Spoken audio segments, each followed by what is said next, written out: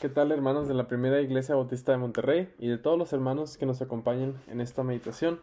Doy gracias a Dios porque me permite estar aquí compartiendo con ustedes.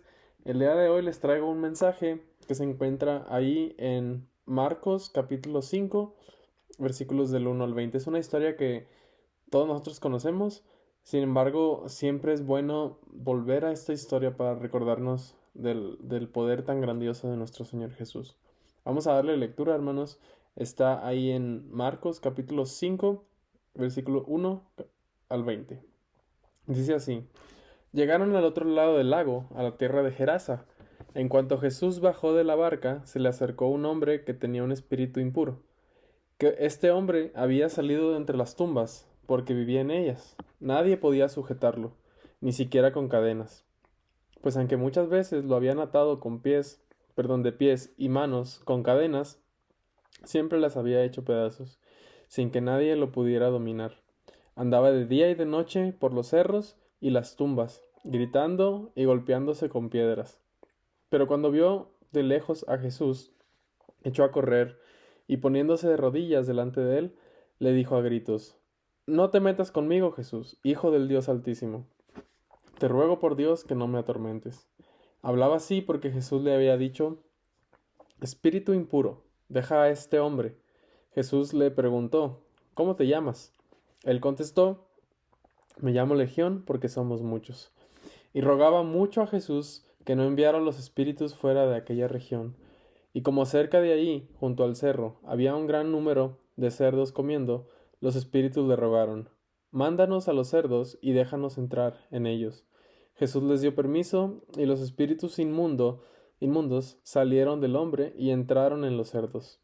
Estos, que eran unos 2000, echaron a correr pendiente abajo hasta el lago y allí se ahogaron. Los que cuidaban de los cerdos salieron huyendo y fueron a contar en el pueblo y por los campos lo sucedido. La gente acudió a ver lo que había pasado, y cuando llegaron a donde estaba Jesús, vieron sentado, vestido y en su cabal juicio al endemoniado que había tenido la legión de espíritus. La gente estaba asustada, y los que habían visto lo sucedido con el endemoniado, y con los cerdos, se lo contaron a los demás. Entonces comenzaron a rogarle a Jesús que se fuera de aquellos lugares. Al volver Jesús a la barca, el hombre que había estado endemoniado le rogó que lo dejara ir con él. Pero Jesús no se lo permitió, sino que le dijo: Vete a tu casa con tus parientes y cuéntales todo lo que el Señor te ha hecho y cómo te ha tenido compasión de ti. El hombre se fue y comenzó a contar por los pueblos de Decápolis lo que Jesús había hecho por él, y todos se quedaron admirados. Vamos a orar, hermanos.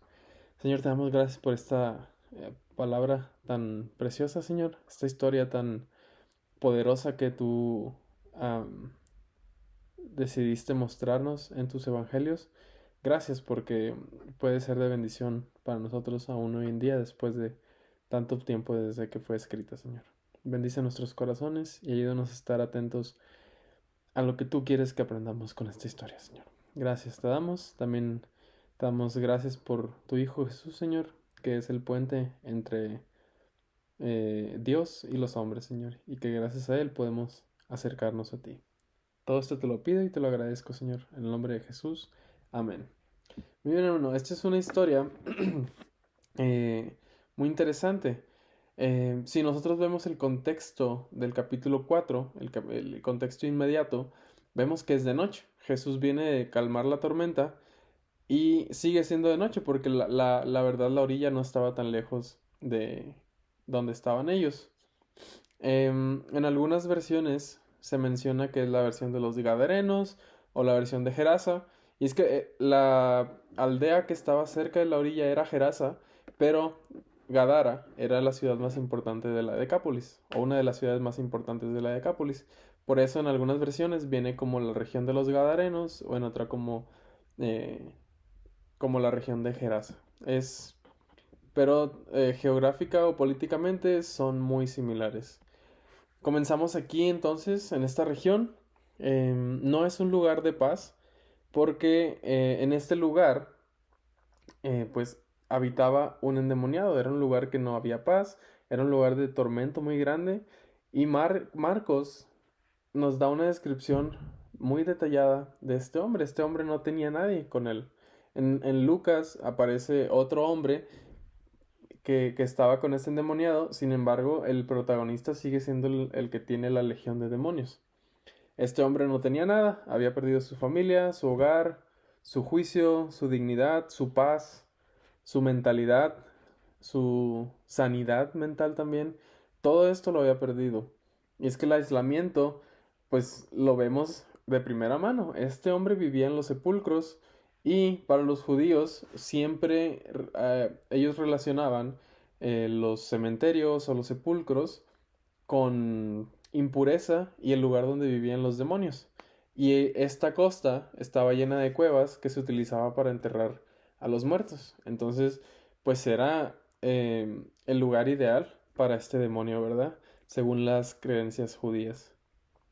También podemos ver cómo aquí se refleja la impotencia humana. Se dice que ya se había intentado domar a este hombre, pero nadie había podido domarlo. Sin embargo, no había el hombre perfecto, el hombre Dios, no había intentado.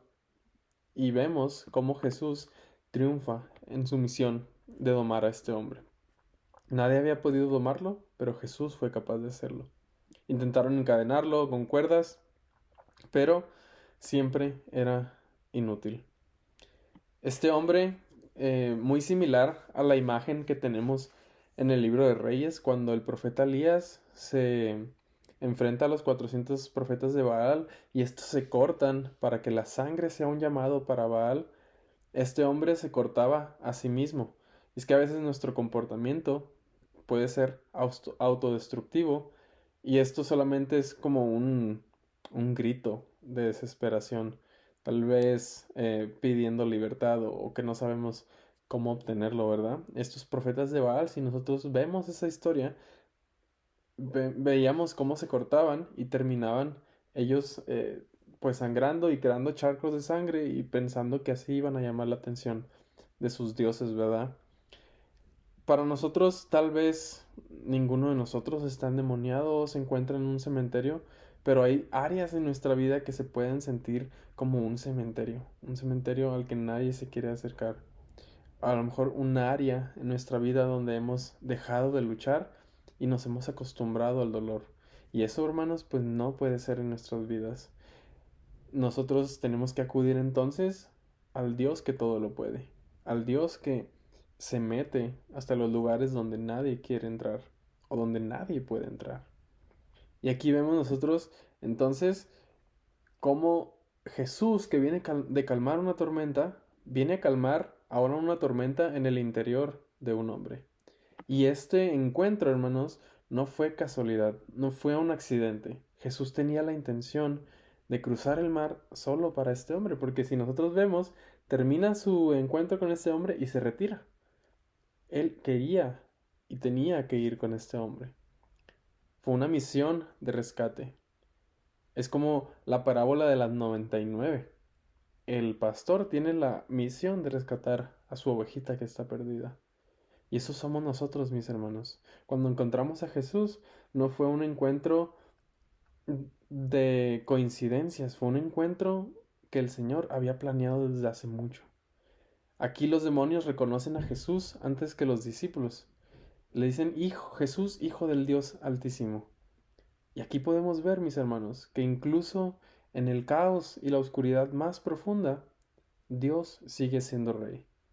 En este mundo lleno de atrocidades y de cosas tan enfermas y duras de ver, Dios sigue siendo rey. Y este pasaje nos muestra esa realidad. Este hombre no tenía un problema pequeño, tenía una legión. Una legión es un regimiento romano que podía llegar a ser de hasta 6,000 soldados. Pero Jesús no tiene problema con un problema tan grande. Él lo ve fácil y lo logra fácil. Esta liberación para Jesús no representó un problema. El hombre y las demás personas que lo rodeaban se veían superadas, pero para Dios liberar a uno es tan fácil como liberar a 1,000. También vemos un caso interesante de cómo Jesús manda a los cerdos perdón, a los demonios, a los cerdos, y vemos el destino de estos mismos. Es un recordatorio de que pues el diablo solo viene a destruir, pero Jesús viene para dar vida. Muchos también piensan que cruel Jesús al matar a estos cerdos inocentes, pero ¿qué es más importante? ¿La vida de un hombre o la vida de un hato de cerdos? Para mí, y creo que para Dios también, y lo que muestra su Biblia, lo más importante son las vidas de los hombres. Y aquí Jesús priorizó la vida de este hombre por sobre el hato de cerdos. Luego, por último, podemos ver una transformación en este hombre. De estar loco, rompiendo cadenas, asustando a la gente en las noches, lo vemos sentado, vestido y en su juicio cabal. Esta escena cambia drásticamente en el versículo 15. De todo lo que veíamos, todo el caos, todo el miedo que este hombre producía, ahora vemos tranquilidad. Y vemos que la gente del pueblo llega y encuentra algo que no se esperaban, algo que pensaban que no podía ser. El que gritaba, ahora calla para escuchar. El que estaba desnudo, ahora estaba vestido. El que estaba loco, fuera de sí, ahora tiene un juicio cabal. Esa imagen, pues es demoledora y para los que lo vieron fue aterrador. Y vemos también cómo se imprime el miedo de los demás. En lugar de que la gente se alegrara, esta gente tuvo miedo de cómo Jesús sanó a este hombre. No tenían un miedo de la sanidad que de la enfermedad misma. Y es que a veces el mundo se siente más cómodo con nuestra disfunción o nuestros problemas que con nuestra libertad en Cristo. Jesús es alguien chocante para el mundo, es alguien que incomoda a las personas. Y nosotros antes como pecadores, Jesús nos incomodaba a nosotros. Entonces, que no nos extrañe cuando esto suceda, que nos vean, tú eres diferente. Tú antes eras más chido. Tú antes te sabías divertir, pero ahora eres un aburrido. No, el Señor Jesús viene a cambiar todo eso. Si antes nos sabíamos divertir es porque estábamos, o entre comillas, ¿verdad? Nos sabíamos divertir destruyendo nuestro cuerpo con adicciones y con cosas que no eran buenas para nosotros, pues íbamos camino al infierno, mis hermanos. Y ahora nosotros tenemos un gozo permanente en nuestra vida. Ya no tenemos que buscar más.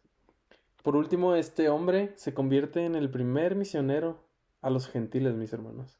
La Decápolis era un grupo de 10 ciudades que en su mayoría eran griegas. Entonces, este hombre em, es enviado por Jesús para que les hable a todos los demás de cómo Dios los salvó.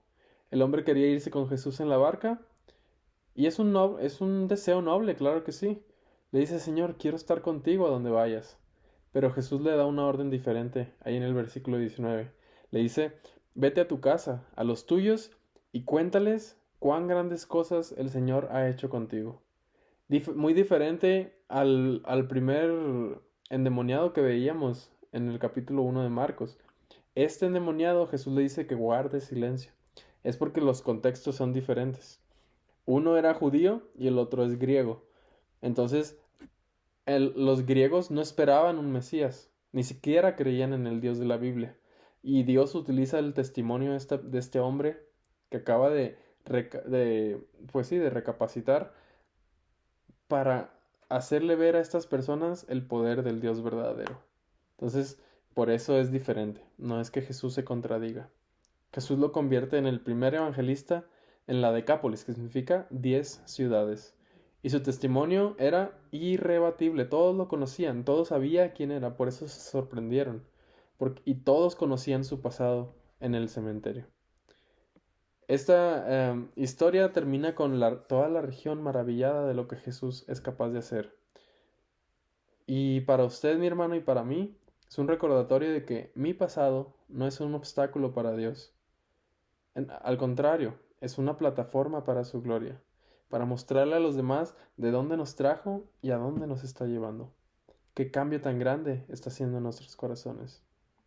Ninguno necesita un título de la universidad más prestigiosa, solo necesitamos el llamado del Señor Jesús. Necesitamos mostrarle al mundo qué tan grandes cosas ha hecho Dios por nosotros. Entonces, mis hermanos, esto es una historia hermosa de reconciliación. Es una historia hermosa de sanidad, de transformación. Qué historia tan grata. Qué testimonio tan poderoso de este hombre. Y para nosotros entonces, pues queda como una prueba y como un reto. El Señor ya nos rescató. Hay personas que conocían nuestro yo pasado y ahora tienen que conocer lo que Dios ha hecho en nuestras vidas, lo bueno que el Señor ha hecho en nuestras vidas. Es una invitación, hermanos, un reto para que podamos nosotros entonces testificar acerca del gran Dios que tenemos. Háblele a su vecino, háblele a su primo, a su hermano, a su hijo, a sus padres, a sus amigos de la escuela, de lo maravilloso que ha sido Dios con usted. Está lleno de retos. Sí, es un reto difícil, claro, pero tenemos el respaldo y la orden de nuestro Señor de hacer estas cosas. No es para nuestra comodidad, sino para la salvación de las almas con las que convivimos todos los días. Espero que haya sido de bendición para ustedes, mis hermanos. El Señor los bendiga.